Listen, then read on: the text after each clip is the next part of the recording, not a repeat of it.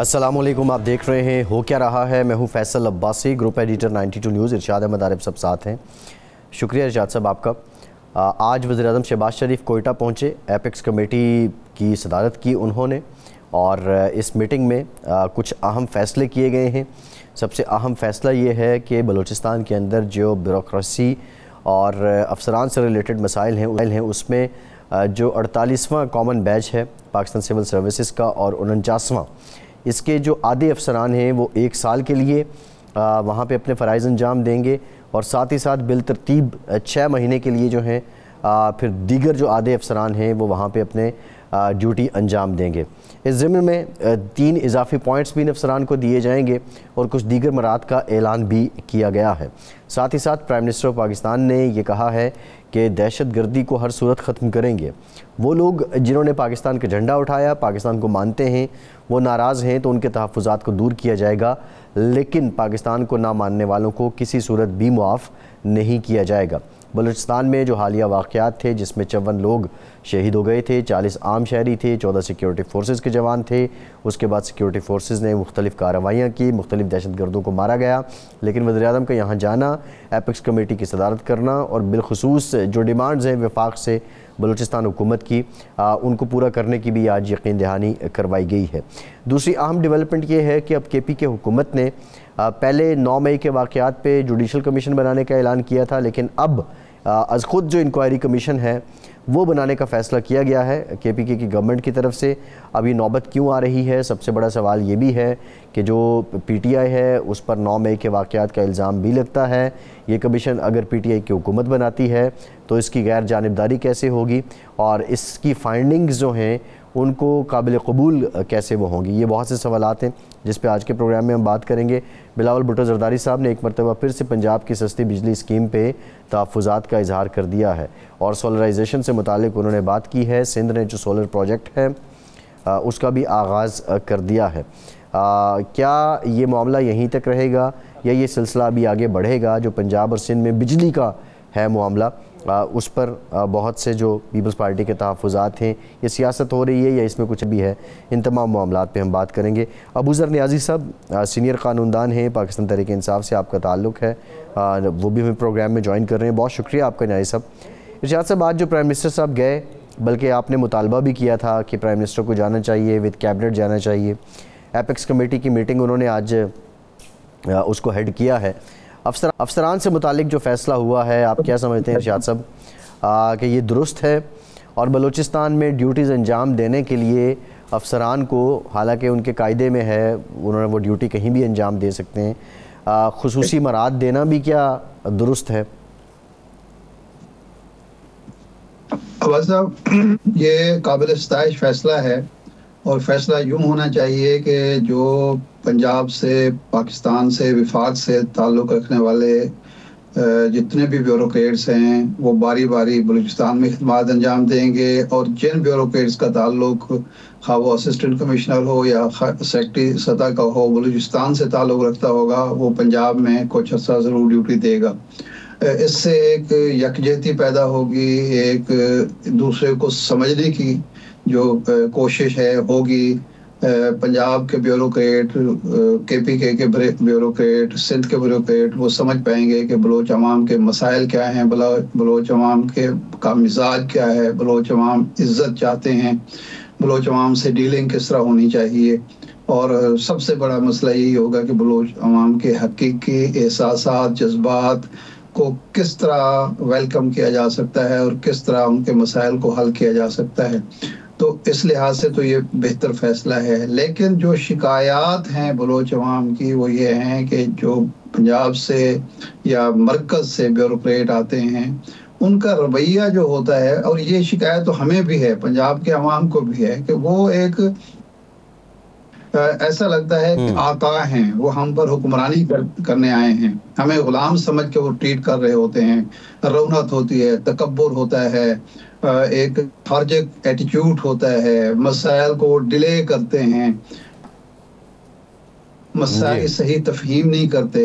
जो साइल है जो ज़रूरतमंद है, जो आम आदमी है, जिसकी खून पसीने की कमाई से उनको तनख्वाहें मिल रही हैं, वो उनकी इज्जत नहीं करता। वो समझता है कि ये साहिल जो है ये मेरा गुलाम है और मुझसे भीख मांग रहा है, हालांकि वो अपना हक मांग रहा है। तो जो ब्यूरोक्रेट वहाँ जाएं, उनको ये ट्रेनिंग देकर भेजा जाए कि आप वहाँ खिदमत करने जा रहे हैं, आप वहाँ उनका जो हक है वो देने जा रहे हैं, आप कोई आका नहीं हैं, आप वहाँ उनको खैरात देने, भीख देने के लिए नहीं जा रहे। और ये सारे मुल्क में ऐसा ही रवैया होना चाहिए। ये जो ब्यूरोक्रेटिक निज़ाम है हमारा, इसके अंदर ख़राबी ये है कि क्लास पैदा की जाती है। मेरी एक ब्यूरोक्रेट से बात हो रही थी, उसने कहा जी हमें तो ट्रेनिंग ये दी जाती है कि लोगों को दबा के रखें, और ख़ास तौर पर ये पंजाब की मैं बात कर रहा हूँ, और ख़ास तौर पर जो जनूबी पंजाब के लोग हैं, ये ताकत से मरूब होते हैं, तो ताकत का इस्तेमाल जारी रहना चाहिए। अगर ये ज़हनियत पैदा करके आप भेजेंगे तो इससे मसाइल बढ़ेंगे, कम नहीं होंगे।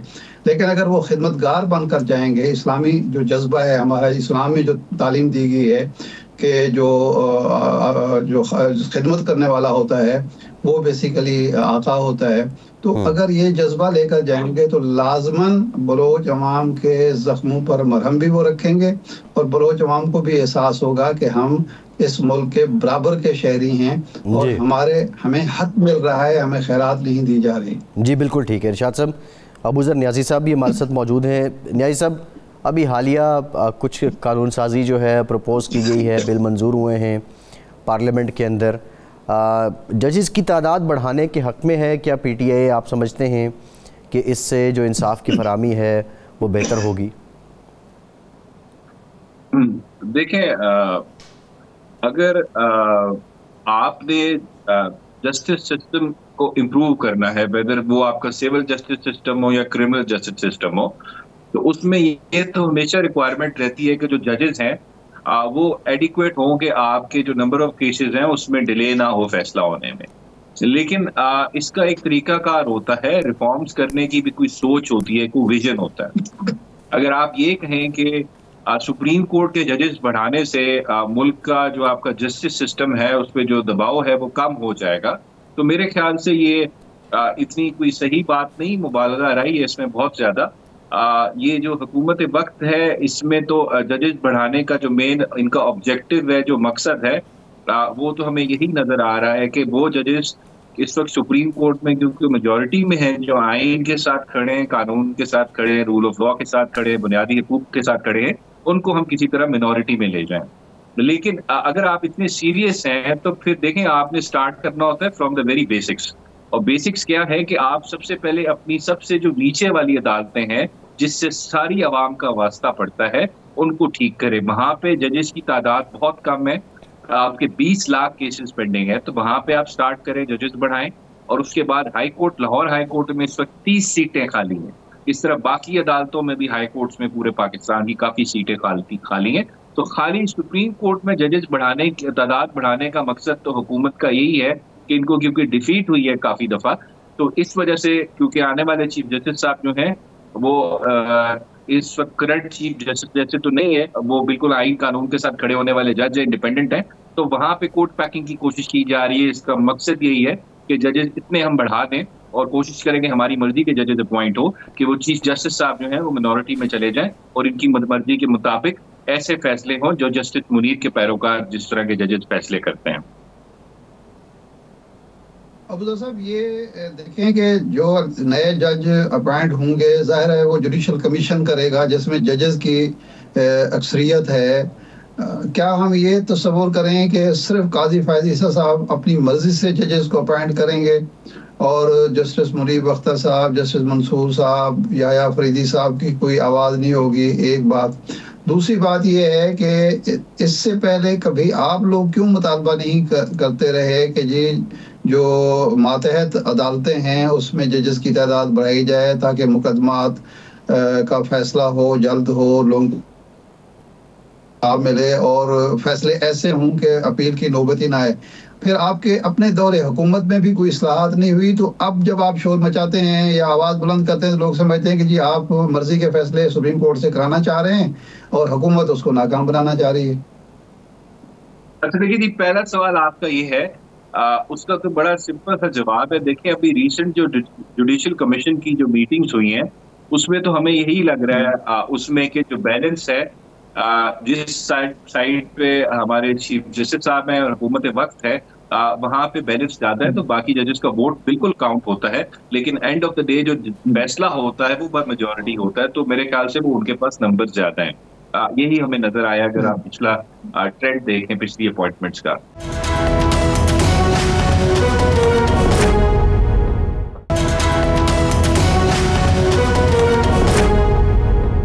और जहां तक दूसरी बात है, देखें, जो रिफॉर्म्स होते हैं किसी भी जस्टिस सिस्टम में, वो सोच समझ के किए जाते हैं। जैसे बरतानिया में देखें आप, जो रिफॉर्म्स हुए थे उनका बड़ा स्लो हो गया था जस्टिस सिस्टम। तो 96 में लॉर्ड वुल्फ का कमीशन बना, उन्होंने उसको रिफॉर्म किया, पूरे जस्टिस सिस्टम को आर्बिट्रेशन लेके आए, सारा कुछ लेके आए। तो बड़ा सोच समझ के किया जाता है। हम सिर्फ ये कह रहे हैं, अगर हमसे कोई कमियां कुताहियां बिल्कुल रह जाती हैं, आपकी हुकूमत में रह गई हैं, लेकिन इसका मकसद ये नहीं है कि आप आवाज बंद कर दें और आप रिफॉर्म्स के लिए बात ना करें।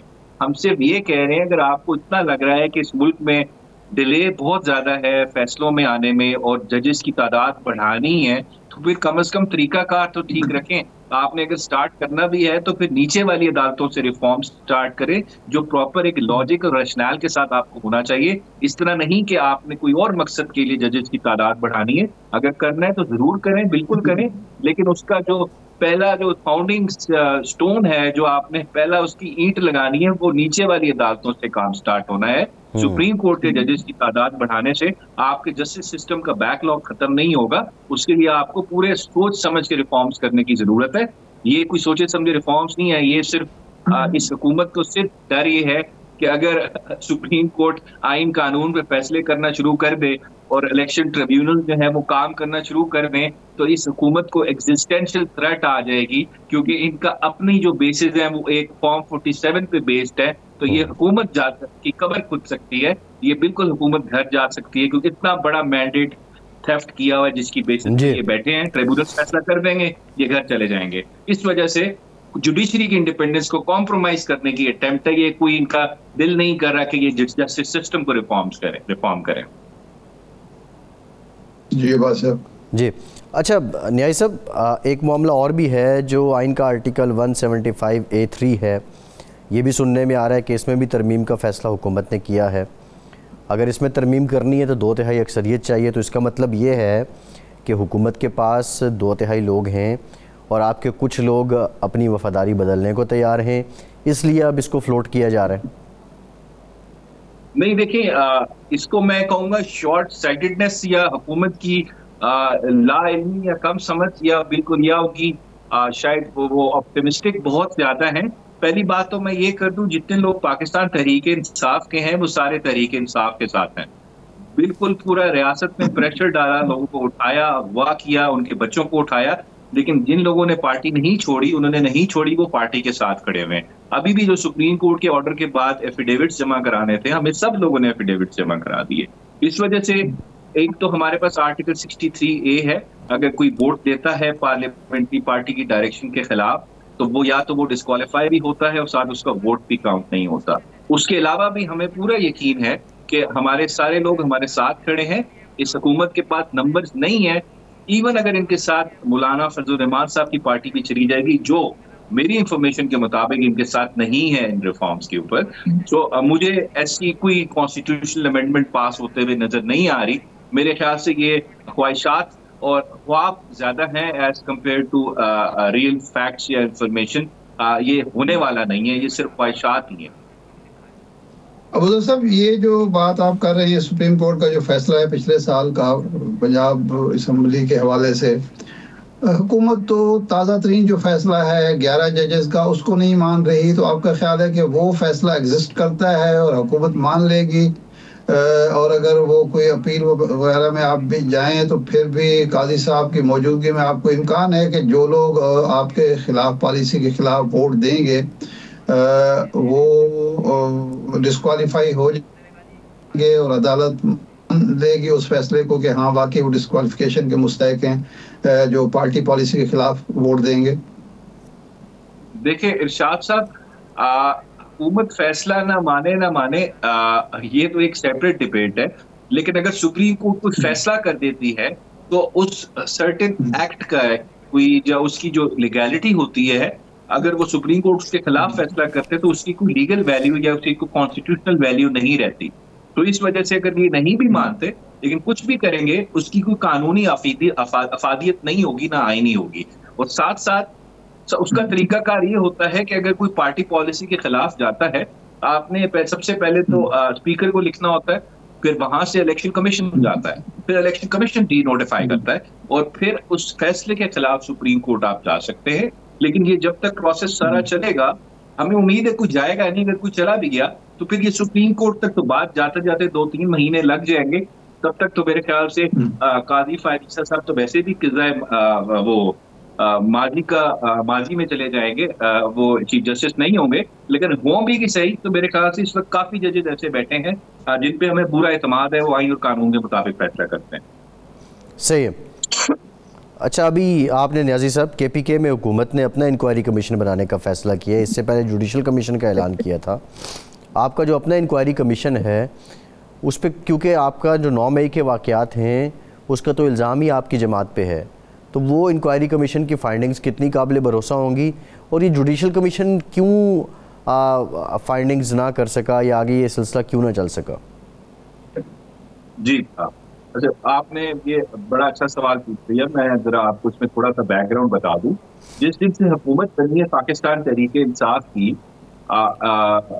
KPK में, और इनफैक्ट हमारा ये वैसे भी मुतालबा है शुरू से कि 9 मई की जो इन्वेस्टिगेशन हुई है वो बड़ी बायस थी, वो बिल्कुल इंडिपेंडेंट नहीं हुई। उसमें पुलिस ने बड़ा गलत रोल प्ले किया और काफी ज्यादा उसमें कॉम्प्रोमाइज हुए हैं उसके अंदर, इन्वेस्टिगेशन के अंदर वो फेयर इन्वेस्टिगेशन नहीं है।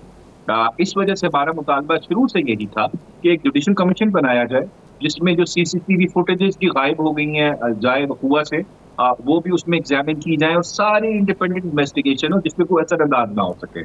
हम शुरू से मुतालबा कर रहे हैं। तो KP गवर्नमेंट को शुरू से खान साहब की तरफ से क्लियर डायरेक्शन थी कि इसके ऊपर जुडिशल कमीशन बनाया जाए जो इंडिपेंडेंटली इसके ऊपर इन्वेस्टिगेट करे और डिटरमिन करे और फाइंडिंग्स दे। हमने कोशिश की, हमने लेटर भी लिखा पेशावर हाई कोर्ट को, लेकिन पेशावर हाई कोर्ट की तरफ से जहां तक मेरी इंफॉर्मेशन है हमें कोई पॉजिटिव रिस्पॉन्स नहीं आया, जिसकी वजह से अब हम हुकूमत के पास, क्योंकि जो वेस्ट पाकिस्तान ऑर्डिनेंस है इंक्वायरी कमीशन जो KPK पे भी अप्लाई होता है, कैबिनेट के पास पावर है KPK की कि वो कोई भी ट्रिब्यूनल बना सकता है और उस पर कोई अच्छी शोहरत रखने वाले रिटायर्ड जज या रिटायर्ड ब्यूरोक्रेट या रिटायर्ड पुलिस ऑफिसर उसको अपॉइंट किया जा सकता है और वो इंडिपेंडेंट होंगे गवर्नमेंट से, वो गवर्नमेंट पर डिपेंडेंट नहीं होंगे, तो वो अपनी इन्वेस्टिगेशन कर सकते हैं। तो this is the last resort जो हम अभी चूज कर रहे हैं, क्योंकि हमें पेशावर हाई कोर्ट की तरफ से कोई पॉजिटिव रिस्पांस नहीं आया। लेकिन जो भी इन्वेस्टिगेशन होगी उस पर ना KP गवर्नमेंट असरअंदाज होगी, ना कोई उसका अफसर होगा, ना कोई मिनिस्टर होगा। ये एक इंडिपेंडेंट इन्वेस्टिगेशन होगी, हाई पावर्ड कमीशन बनेगा, जो भी बनेगा अभी इसको हम देख रहे हैं। उसके बाद जो बनेगा आप खुद भी देख लेंगे वो कितना इंडिपेंडेंटली काम कर रहा है। ये 9 मई को जो KPK में वाकयात हुए उसको इन्वेस्टिगेट करेगी और पूरे मुल्क को, एक सूबे का जो कमीशन है वो ज़ाहिर है पंजाब या पिंडी या इस्लामाबाद या दूसरे सूबों के मामलात को इंक्वायर कर सकता है? नहीं, देखें इरशाद साहब, ये जो कमीशन बनेगा ये with in the territorial boundaries of province of KPK होगा, क्योंकि KPK गवर्नमेंट की जो जुरिस्डिक्शन है आईने पाकिस्तान के तहत वो सिर्फ KPK के सूबे की जो बाउंड्रीज है उसके अंदर है। तो ये वहां पे जैसे रेडियो पाकिस्तान का एक वाकया कहा जाता है और उसकी बड़ी जो इन्वेस्टिगेशन हुई उसमें बड़ी बहुत सारी खामियां हैं, बहुत सारी कोताहियां हैं, उस पर बहुत सारे सवालात उठे जा सकते हैं और वहां पे जो इंसिडेंट हुआ उसकी हम इम्पार्शियल इंक्वायरी इंशाल्लाह कराएंगे और जो वाकया KPK की बाउंड्री में है उसको ये इन्वेस्टिगेट करेगा और उसके बेसिस पे सारी एविडेंस को देख के इंडिपेंडेंटली इन्वेस्टिगेट करके अपनी फाइंडिंग देगा, अपनी मेजरली। तो नियाजी साहब, आप पे इल्ज़ाम है जो पंजाब में हुए वाकयात, मियाँ वाली के वाकयात हैं, पिंडी के वाकयात हैं, लाहौर के वाकयात हैं, तो अब वो तो कहानी फिर मतलब अधूरी रहेगी ना। ये तो लग रहा है बज़ाहिर कि बस आप एक वो मैसेज को, ऑप्टिक्स को मुतमईन कर रहे हैं। दूसरा जी आप इस पर कमेंट कर दीजिएगा। इन एडिशन टू दैट ये भी बता दें कि शेर अफजल मरवत साहब जो हैं वो एतराफ़ करते हैं फ्लोर ऑफ द हाउस कि पुलिस की वर्दी उन्होंने फाड़ दी, लेकिन उन पे आइन और कानून किसी किस्म का कोई लागू नहीं होता, या वो अब जिस तरह के एतराफ़ कर रहे हैं, किरदार क्या है उनका आपकी जमात में? अच्छा जी, पहला आपका सवाल देखें, अब हमारे पास जो पावर है हम उसके तहत ही काम कर सकते हैं। इस वक्त हमारे पास केपीके की गवर्नमेंट है। जहां तक जुडिशल कमीशन की बात है, लाहौर की, फैसलाबाद, मियांवाली, गुजरांवाला, उसके लिए हम सुप्रीम कोर्ट में पिटीशन फाइल कर चुके हैं for formation of judicial commission, क्योंकि वही हम कर सकते हैं। अब पंजाब हुकूमत में पावर में नहीं, अगर होते तो यहाँ भी जरूर हम इस तरह का एक कमीशन बनाते जो इसको इन्वेस्टिगेट करता। बहुत शुक्रिया अबू ज़र सलमान नियाज़ी के वक्त का आप हमारे साथ मौजूद थे। एक ब्रेक के बाद पाकिस्तान पीपल्स पार्टी से सेनेटर पलवशा खान साहिबा हमें ज्वाइन करेंगे, हमारे साथ रहिए।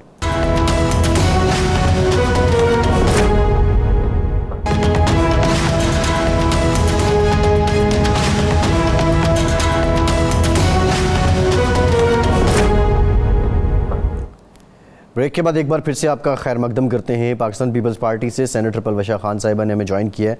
बहुत शुक्रिया सेनेटर साहिबा आपका। सेनेटर साहिबा, पाकिस्तान पीपल्स पार्टी की एक तारीख रही है कि वो अदालती फ़ैसलों से विक्टिमाइज़ होती रही है।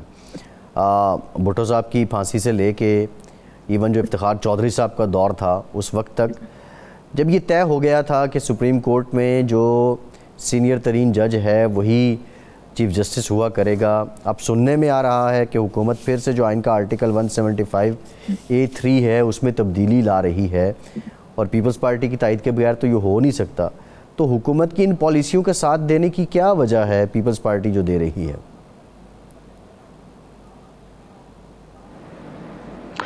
देखिए, अभी तक तो हमें इस बारे में कोई इंटीमेशन नहीं है कि इस किस्म की कोई तरमीम आ रही है। ये बात पिछले चंद हफ्तों से चल रही थी और ऐसी कोई तरमीम कल के एजेंडा में भी नहीं है, और जो गुज़रे दिन का सेनेट का एजेंडा था उसमें भी नहीं है। मेरे ख्याल में नेशनल असेंबली में भी नहीं आई। सुनीद है कि शायद कोई प्राइवेट मेंबर जो है वो अपने तौर से कोई बिल ला रहे हैं, लेकिन अभी तक पाकिस्तान पीपल्स पार्टी को इस सिलसिले में कोई ख़बर नहीं है, और ना हमें कोई ऐसी इतला की गई है कि बहुत अहम बिल आ रहा है जिसके लिए सबको हाजिर होना ज़रूरी है। वरना कभी अगर कोई अहम नौइयत की लेजिस्लेशन हो तो सबकी हाज़िरी को यकीनी बनाया जाता है। लेकिन आप लोगों के मीडिया में इसकी स्पेकुलेशन है, जिससे अंदाज़ा ये होता है कि कहीं ना कहीं शायद इसकी सोच विचार इस पे जारी है। तो अब जब तक वो सोच विचार कन्वे ना हो तब तक तो इस पर मैं ये नहीं कह सकती कि कोई साथ दिया जाएगा कि नहीं दिया जाएगा। अभी तक जो बात हवा में है वो हवा में है, और ज़ाहिर है वो सोच रहे होंगे कि हुकूमत सोचेगी किस तरह पास कराना है, उसके रिपरकशंस क्या हैं, उसके अच्छाइयाँ बुराइयाँ क्या, सब बातें सोच कर ही जो है वो फ़ैसला किया जाएगा। लेकिन बहरहाल उनका पहले तो हम तक इस फैसले को पहुँचाना जो है वो लाजिम है। अभी तक जहाँ तक मेरी इत्तलात हैं इस किस्म का कोई फ़ैसला हम तक नहीं पहुँचा। ये वज़ीर कानून जनाब आज़म नज़ीर तारड़ साहब ने कहा कि जी हम तो नहीं पेश कर रहे, लेकिन प्राइवेट मेंबर अगर पेश करते हैं, और वो नूर आलम खान साहब का नाम भी लिया गया, बैरिस्टर अकील जो बैरिस्टर अकील का नाम भी है। वो एजेंडा जब आया जो अभी अगले इजलास का सुना जा रहा है कि उसमें बैरिस्टर अकील साहब कौमी असम्बली के हवाले से बैरिस्टर अकील का नाम लिया गया कि वो अमेंडमेंट बिल पेश कर रहे हैं प्राइवेट मेंबर डे पर। तो एक फिलोसफिकली थियोरेटिकली आप समझते हैं कि क्या ये सीनियरिटी का उसूल एक सुप्रीम कोर्ट के फैसले में तय हुआ, फिर आइन का हिस्सा बना, ये बरकरार है जी, ये बरकरार रहना चाहिए, सीनियरिटी का उसूल बरकरार रहना चाहिए, या अगर इसमें तब्दीली लाई जाती है तो ये पीपल्स पार्टी के लिए मैं पलवशा साहिबा आपसे पूछता हूँ, अभी आपको आवाज आ रही होगी। सवाल बुनियादी ये है कि सीनियरिटी का उसूल इन प्रिंसिपल आप क्या समझती हैं कि सुप्रीम कोर्ट का चीफ जस्टिस सीनियर तरीन शख्स को ही होना चाहिए, ये उसूल कायम रहना चाहिए या इसको बदलना ज़रूरी है? इन प्रिंसिपल आप क्या समझती हैं? देखिए, इन प्रिंसिपल तो ज़ाहिर है सीनियरिटी का एक असूल है, वो होना चाहिए। लेकिन अब बहुत सी चीज़ें जो हैं वो ऐसी भी हैं कि जो हालात और वाक़यात जो हैं वो हमारे असूलों को भी जो है वो तहोबाला कर देते हैं। तो अब ये ज़ाहिर है, देखिए अगर हुकूमत लाएगी, कोई प्राइवेट मेंबर भी ला रहा है तो कोई तौजी पेश करेगी, कमेटी जाएगा, उस पर बहस होगी, उसके बाद जो है वो ये हम भी बहस कर सकते हैं कि क्या लॉजिक है। लेकिन अभी तक ये चूँकि बातें हैं, हम भी एक्सपेक्ट कर रहे थे कुछ आनी है लेजिस्लेशन, लेकिन अभी तक कोई लेजिस्लेशन जो है वो आई नहीं। अब देखिए कल के इजलास में क्या पता कोई प्राइवेट मेंबर पेश कर दे, लेकिन वो उसी वक्त तो पास होगा नहीं, जाहिर है it will have to go to the committee, फिर वो सेनेट आएगा, फिर वहाँ बहस होगी। तो अभी मैं इस पर इतना ही कमेंट कर सकती हूँ कि जो भी उनकी इसमें एक अपनी सोच है वो सोच बताएंगे तो सही ना। अच्छा, ये पिछले दिनों बड़ी बात रही, जो वो सोच बताएंगे उसके पीछे क्या मुहरकात हैं, क्यों होना चाहिए, क्या नहीं होना चाहिए। अच्छा, पंजाब में पंजाब की सूबाई हुकूमत ने रिलीफ दिया, उस रिलीफ का ऐलान नवाज शरीफ साहब ने किया। पीपल्स पार्टी ने उस वक्त भी इस पर खासा शोर किया। एक नोक झोंक वज़ीर आला साहब मुराद अली शाह और मरियम नवाज़ साहिबा के दरमियान भी इनडायरेक्टली रही। आज बिलावल साहब ने भी सिंध हुकूमत से कहा कि वो वफाक से बात करें और रिलीफ के लिए कोई पॉलिसी बनाई जाए, और कोई सोलर प्रोग्राम को वो तरजीह दे रहे हैं।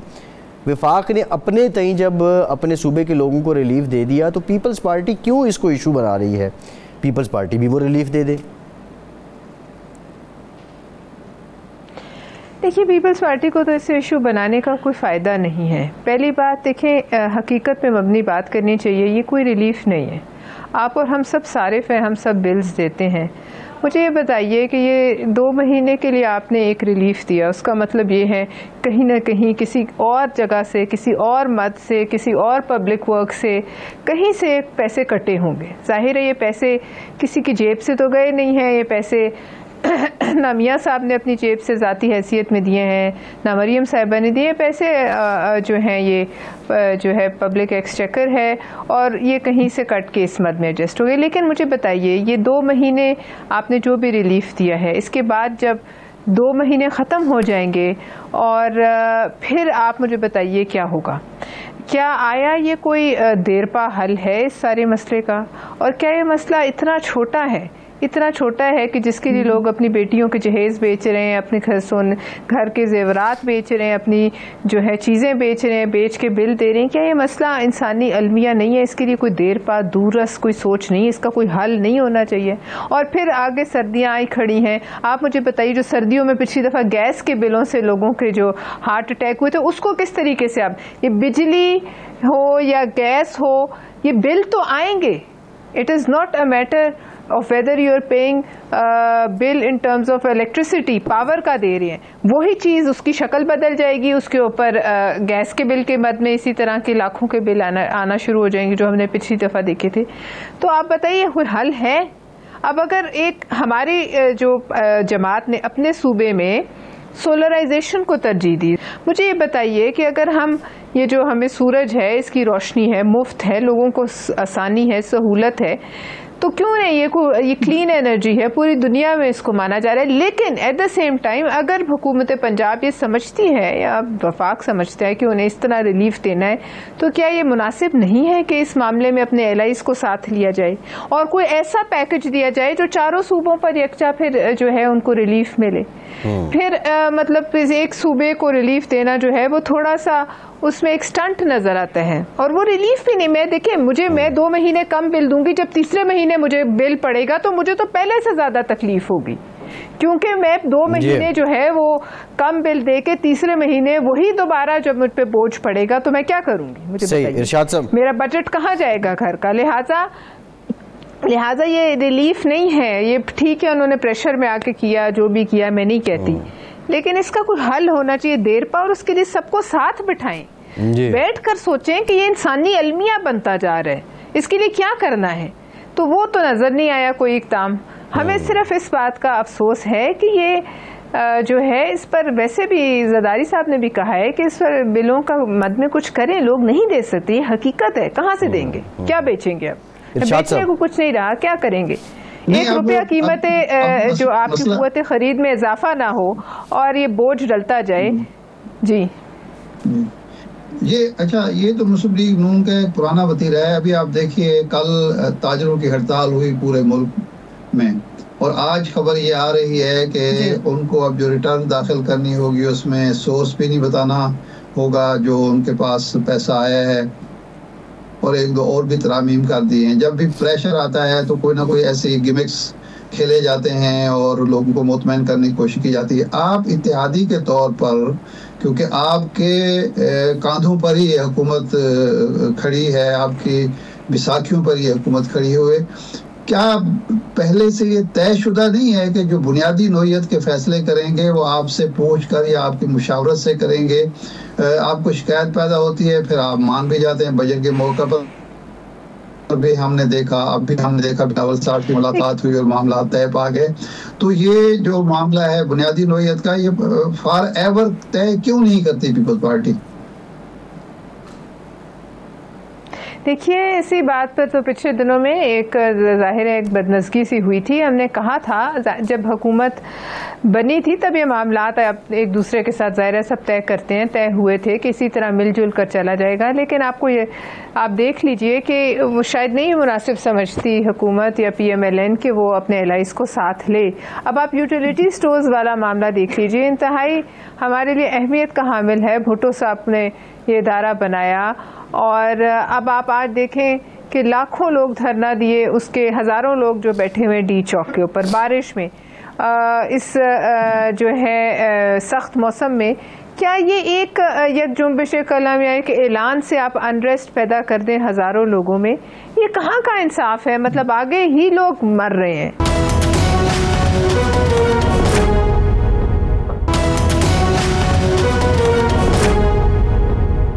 तो इस पर भी पीपल्स पार्टी ने कल अपना जो है वो एक सख्त मौक़िफ़ अपनाया और कहा कि खुदारा ये आप क्या करने लगे। अब कल वो वापटा वाले आएंगे, परसों वो PWD वाले आ रहे हैं। ये कोई देर पा सोच तो नहीं है, ये तरीका तो नहीं है। आखिर वो जिनको आप ले ऑफ करेंगे वो मर तो नहीं जाएंगे ना, वो इधर ही रहेंगे और उनके लिए हालात मुश्किल हो जाएंगे और फिर वो जाहिर है एहतजाज नहीं करेंगे तो क्या करेंगे। और प्रेशर हर दफ़ा, इरशाद साहब आप मेरे से बेहतर जानते हैं, प्रेशर को इतना नहीं छेड़ना चाहिए। प्रेशर वॉल्व कभी फट भी जाता है, जैसा हमने देखा। एहतजाज जो है वो एक खतरनाक रुख भी इख्तियार कर जाते हैं। लिहाजा इतना ही बोझ डालें जितना अगले बर्दाश्त कर सकें और इससे ज्यादा बोझ अवाम नहीं बर्दाश्त नहीं, ये तो पलवशा साहिबा ये तो तय था कि बैठो, साथ बैठ के बात करें। पलवशा साहिबा ये तो तय था कि इकोनॉमी को बेहतर करना है, इस्लाहात लानी है। अब आज तो वैसे मुसद्दिक मलिक साहब ने उन लोगों को यकीन दहानी करवाई है कि आप लोगों की मुलाजमतें नहीं जाएंगी, आपको दूसरे इदारों में खपाया जाएगा। जब इकोनॉमी की बेहतरी के लिए इस्लाहात लानी है हद है, तो क्या ये पीपल्स पार्टी के साथ अंडरस्टैंडिंग नहीं थी? अब राइट साइजिंग का जो नाम दिया जा रहा है क्या जी देखिए, ये इस्लाहात लानी है एक चीज़ है ना, लेकिन इस्लाहात आप जो इस्लाहात को बेहतर समझे, ज़रूरी नहीं है कि हम सब उस इस्लाह को जो है वो बेहतर समझें। इस्लाहात को भी तो डिस्कस, आखिर ये नंबर्स तो नहीं है, हिंसे तो अदद तो नहीं है, ये तो लोग हैं और ये लोग हैं, इनसे आपको बात करनी चाहिए, आपको अपने एलाइज से बात करनी चाहिए। लेकिन ये मतलब खुद ही एक फ़ैसला कर लिया जाए, रात को सुबह अनाउंस कर दिया जाए, फिर जैसे इरशाद साहब ने कहा जब लोग एहतजाज करें तो आप 2 कदम पीछे हटें, इससे अनरेस्ट ही पैदा होता है। इससे रोज़ाना के हिसाब से डी चौक कंटेनरों से घिरा हुआ है, लोग वहाँ से पैदल निकल के कई मील चल के जाते हैं, अंदर जाने का रास्ता नहीं, ना मुलाजमों का रास्ता है, ना आम पब्लिक का रास्ता है। तो ये आप देखिए परपेचुअल स्टेट ऑफ एक unrest, perpetual state of. Palwasha साहिबा बात यह है कि एक तो ये इदारे जो हैं वो बोझ तो हैं, अब इसमें कोई दो राय नहीं है। मान लेते हैं पहला कैश एंड कैरी पाकिस्तान में यूटिलिटी स्टोर था, लेकिन अब प्राइवेट सेक्टर में आम लोगों के इतने ज़्यादा आ गए हैं। फिर हल क्या है? इन इदारों को अल्टीमेटली तो बंद ही करना था ना। ये तो स्टेट और इंटरप्राइजेज एक बहुत बड़ा बोझ हैं, सफ़ेद हाथी हैं जो ख़जाने को खा रहे हैं। देखिए, ये अगर सिर्फ एक जो है एक मईशत की, एक इकोनॉमिक्स की कोई एक जो है थ्योरी हो तो हम उस पर बात कर सकते हैं, लेकिन इसके पीछे लोग हैं, इसके पीछे उनके ख़ानदान है। अब चाहे अच्छा हुआ या बुरा हुआ, लोगों को नौकरियां दी गई। अब जाहिर है इसको किसी प्लान के ज़रिए जो है आप इसको जो है अमल में ला सकते हैं, उनको कहीं और खपाएं। आपने क्या इस मईशत में कोई और नौकरी, एक भी नौकरी पैदा करने की सकत है हमारी मईशत में? तो फिर ये लोग कहाँ जाएंगे मुझे बताइए। तो उस सूरत में हो जब आपकी एक रोबस्ट मईशत हो, जहाँ इतनी रोज़गार पैदा हो रहा हो, जब आपकी मईशत में रोज़गार की जगह ही नहीं है, तो जो ऑलरेडी रोजगार पे हैं उन्हें हम किस पादाश में निकालें? आपने रोजगार का जिक्र किया, हुकूमत की फेलियर है या पिछली हुकूमत का फेलियर है? IT कंपनी, मुझे ये बताएं, मुझे एक सेकंड अब्बास साहब, मुझे ये बताएं कि हुकूमत तुली हुई है ये सारा कुछ करने के, IMF का दबाव है या उनकी अपनी एक नीयत है या उनका एक फार्मूला है, इसके नतीजे में हालात आप देख रहे हैं कि बांग्लादेश और जो श्रीलंका में हुआ उस तरफ ये धकेला जा रहा है, और कोई पीछे IMF या कोई और कुव्वत है जो हुकूमत को मजबूर कर रही है इस तरफ हालात को ले जाने की, पाकिस्तान में इस्तेहकाम पैदा करने की। देखिए शाद आरिफ साहब, आपने मेरे दिल की बात की, लेकिन अगर मैं ये कहूँ तो लोग कहते हैं कॉन्स्पिरेसी थ्योरी है, लेकिन मैं इसको कॉन्स्पिरेसी थ्योरी इसलिए नहीं समझती कि इन मालियाती इदारों का पूरी दुनिया में एक ट्रैक रिकॉर्ड है, किस तरीके से वहाँ जो है रेवोल्यूशंस और इनकलाब लाती हैं, लोगों को उकसाते हैं और लोग जो है उनको सड़कों पर आने पर मजबूर करके वहाँ की हुकूमतों को चलता करते हैं। इस बात में मुझे कोई दो राय नहीं कि इन तमाम मालियाती इदारों के अपने एजेंडा हैं, और जिस तरीके से ये जो है लोगों पर बोझ डालने के ऊपर ये दबाव डालते हैं, ख़ास तौर पे हमारे मुल्क में, तो इसका तो लॉजिकल मुझे वही कंक्लूजन निकलता है और समझ आती है जो बात आपने मुझे की है। सवाल ये है कि अब आगे से खड़ा होकर उसको किस तरीके से प्रेशर को रेजिस्ट किया जाए, या किस तरीके से ऑल्टरनेट सोर्सेज जो हैं दीगर ज़राए से कोई अपने मसले हल किए जाएं, वो तो अब देखिए हुकूमत का काम है। लेकिन मुझे इस बात पे बहुत ख़दशा है, बहुत ख़दशा है हमेशा से कि ये जो है इनकी शराइत के नतीजे में इस मुल्क में जो है बेअमनी और इर्ताश, बदअमनी और लोगों की जो है मामलात इस कदर मुश्किल कर दिए हैं इन्होंने कि अगर हम इससे ज़्यादा एक, मैं समझती हूँ कि ज़रा सा भी बोझ डालेंगे तो लोगों के तो जाहिर है जो टेम्पर्स हैं, जो उनके जज्बात हैं, उनको बातों से तो नहीं, अच्छा ये उनका पेट भरता, उनका पेट तो फिर रोज़गार से भरता है। बहुत शुक्रिया इरशाद साहब। ताजिरों ने कल हड़ताल की, अब शुनीद है कि कुछ मामलात उनके हल हुए हैं, लेकिन वो अब ये भी धमका रहे हैं कि 3 रोज़ की मज़ीद हड़ताल करेंगे। क्या समझते हैं? कल भी हमने ये सवाल किया था, अली परवेज़ मलिक साहब से हमारे साथ मौजूद थे, कि आपने इंगेज क्यों नहीं किया, हड़ताल से पहले इन लोगों को क्यों नहीं रोका गया?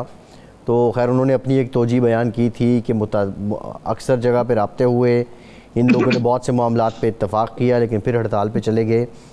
तो कल की हड़ताल को आखिरी समझा जाए, या आगे 3 दिन हड़ताल करना खुद ताजरों के लिए बड़ा मुश्किल है, बहुत नुकसान होगा इनको? अब असल मसला ये है, प्रॉब्लम ये है हमारे रियासती इदारों का, हुकूमत का, कि ये कोई फैसला ना सोच समझ कर करते हैं, ना उनके मुज़मरात नताइज वाक़िब को सोचते हैं, और ना ये सोचते हैं कि अगर ये प्रेशर आया तो क्या हम प्रेशर बर्दाश्त कर सकते हैं या नहीं। देखें, दुनिया भर में हुकूमतें जब फैसले करती हैं तो पहले सोच विचार करती हैं, उसके नताइज अवाक़िब का जायज़ा लेती हैं, और जब फैसला कर लेती हैं तो फिर उस पर डट जाती हैं। और अक्सर और बेशतर कई मौके पर ऐसा हुआ है कि हुकूमत छोड़नी पड़ती है, लेकिन वो फैसला तब्दील नहीं करते, क्योंकि वो जो फैसला कर रहे होते हैं वो उन पर तय कर चुके होते हैं कि ये कौमी मफाद में है, हमारे सियासी मफाद में नहीं। हमारे यहाँ फैसले होते हैं सियासी मफाद की बुनियाद पर, वक्ती तौर पर। हमें वक्ती फ़ायदा हासिल करना है, अपने मुखालिफ को नीचा दिखाना है, या किसी बैरूनी इदारे की ख्वाहिश पूरी करनी है, उसकी शराइत पूरी करनी है, और ये नहीं देखना कि अपनी कौम का क्या हाल होगा। नतीजा ये है कि बार बार यू टर्न लेना पड़ता है, और वो फैसला जो किया होता है वो भी ख़त्म हो जाता है, और उसके नतायज भी बुरे अंदाज में असरअंदाज होते हैं। अब यही देखिए कि ये जो ताजर दोस्त एप्लीकेशन बनाई गई, स्कीम बनाई गई, क्या आपने सोचा कि पाकिस्तान का ताजर, पाकिस्तान का जो बिजनेस कम्युनिटी है वो इतनी फयाज और इतनी कानून पसंद है कि वो आपकी एप्लीकेशन को ही फॉलो करेगी और आपको कई लाख 7 लाख लोग जो हैं वो फौरन टैक्स देना शुरू कर देंगे। वो भाई जिन लोगों से आप टैक्स वसूल कर रहे हैं वो भी खुशदिली से नहीं दे रहे, वो भी आप ज़बरदस्ती ले रहे हैं। आपने पाबंद कर दिया है कि एक सरकारी या गैर सरकारी मुलाजिम जो है उसका टैक्स कटौती वो इदारा करेगा और वो जमा करेगा, इदारे मजबूर हैं। तो ये रज़ाकाराना स्कीमें उन ममालिक में कामयाब होती हैं जहाँ टैक्स देने का या कोई हुकूमत को कुछ देने का रिवाज होता है। हमारे यहाँ रिवाज क्यों नहीं है, इस पर एक लंबी डिबेट हो सकती है कि वो पैसा खर्च कहाँ होता है। कि एक तरफ तो आपकी सूरत हाल ये है कि आप कहते हैं जहर खाने को पैसे नहीं है, दूसरा आप ब्यूरोक्रेसी को मराहत दे रहे हैं। अभी खबरें चल रही हैं, वल्लाह आलम ये सच है झूठ है, कि जी फलां साहब के लिए गाड़ी खरीदी जा रही है, फलां अफसर के लिए गाड़ियां खरीदी जा रही हैं। आप लोग जब ये देख रहे हैं कि हमारा खून पसीने की कमाई जो है वो ऐश व इशरत पर खर्च हो रही है, हुक्मरानों के या दौरों पर खर्च होती हैं, या गाड़ियों पर खर्च होती है, या रिहाइश की तज़ीन व आराइश पर खर्च होती है, या उनके अल्लत पर खर्च होती है, वो टैक्स क्यों देंगे? टैक्स तो पूरी दुनिया में खुशी से कोई नहीं देता, लेकिन कम अज़ कम बाहर ये होता है कि उनको टैक्स कर कुछ मराहत मिल रही होती हैं। पाकिस्तान के अवाम को कौन सी मराहत हुकूमत देती है? जी ठीक, प्रोग्राम का टाइम खत्म हो गया। शुक्रिया आपका, आज के प्रोग्राम से इतना ही, इजाज़त दीजिए।